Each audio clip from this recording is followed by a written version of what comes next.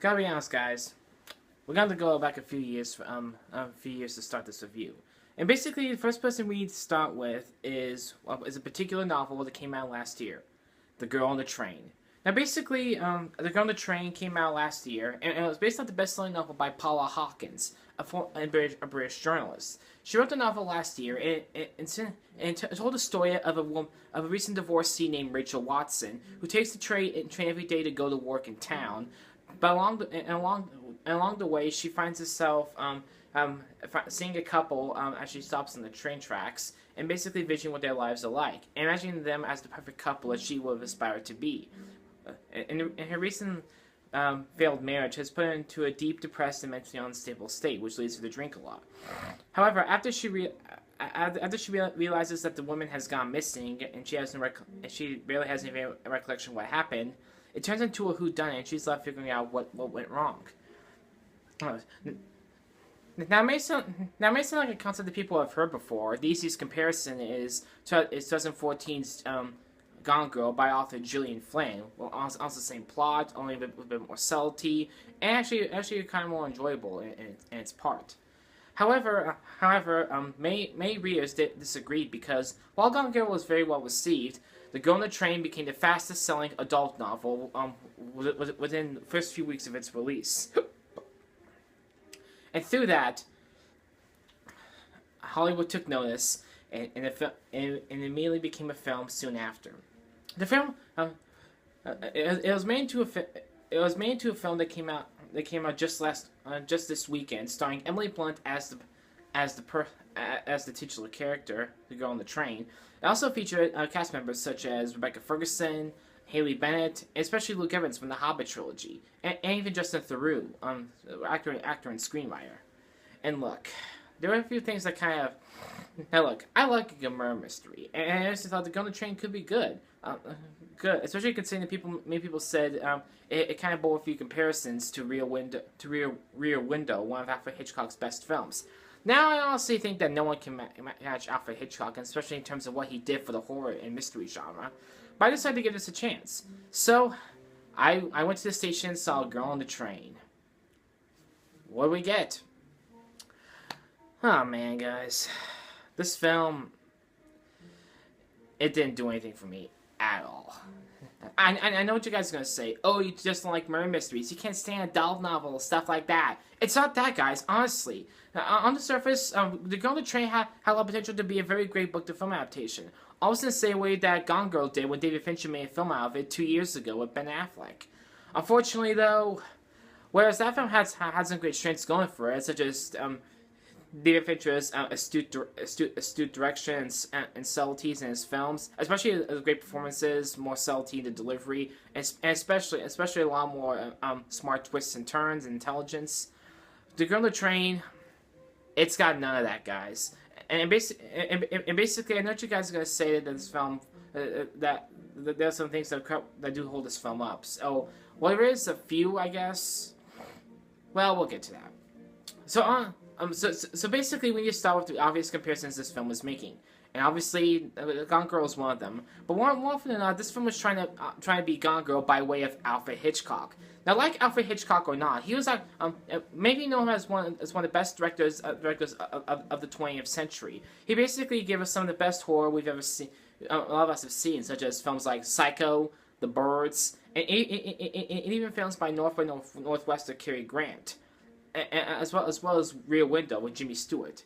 Now, what made those films so good is that not only did he have a good cast for those films, but he also had an astute sense of direction and was able to portray subtlety in his performances and delivery, but also make the characters worth believing in, and also give the story and the scenes plenty of horror and mystery to amp up the suspense, and make the characters motivations and backstories relatable enough to amp up the drama and suspense.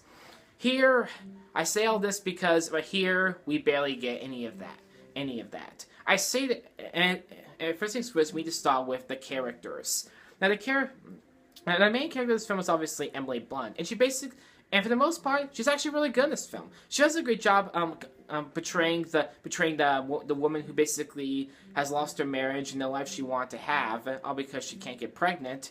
or believes she can't, and basically just drinks her life away at the expense of her money and everything she has, and basically it's kind of how it is. And I'll give Emily Blunt this: she really does try when it comes to this performance. You can definitely tell she definitely and you can definitely see by the expression on her face, even if she does kind of remind me of a mentally unstable zombie at points. And also, and there are a few other good performances, like Luke Evans. That guy was actually really good in the Hobbit trilogy. For those who don't know, he kind of played the leader of the village town, kind of the head warrior. He is good enough for this film. I almost didn't recognize him, but he gives a pretty good performance as Haley Bennett's husband. I did like him. Justin Theroux, okay. I just said Luke Evans and Emily Blunt good, and unfortunately that's where my praise for the cast ends. For the most part, their characters, I just don't give a damn about, guys. I'm sorry. I at least Gone Girl had characters you could get behind, but here Haley Bennett is probably at least the least actor I have to give the least praise to, or none at all, because really there's just something about her performance that grips me. She's basically the victim girl who basically she's in a loveless marriage. She wants to get out and basically sleeps with almost every guy you see in this film. Not a spoiler, I promise. She basically does that, and really, there's no believable motivation behind this. I'm not exactly a fan of women cheating on men in films, but at points it can work if there's some believable motivation or something of substance to back it up, or if the character has enough charm or presence to make it work. Haley Bennett, she's got none of that, guys, and therefore, and the last person I want to talk about, Justin Theroux.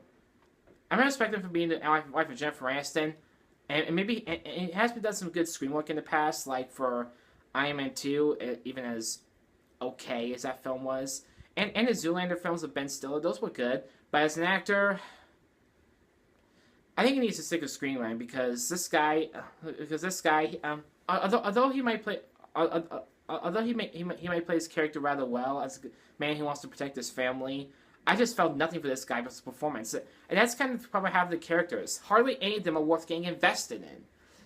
And when characters aren't worth getting invested in, it loses a lot of the drama you're supposed to believe, and the characters' motivations become non-existent, and honestly that's really disappointing. But and it's not just the characters that drag this movie; it's sadly the direction. Now, Tate Taylor, the director of this film, does have a good film under his belt that I can recommend, which is The Help, with Emma Stone and Viola Davis. But here, I understand he's trying to do something a little different, but there's something about his performance that I can recommend out of this. And it's not just in conjunction with the direction. I'm also talking about the script. Now, he didn't write the script for this film, but you can but at points we can see that the dialogue wasn't thought out enough, even if they did adapt it from the novel. Especially considering that a lot of the dialogue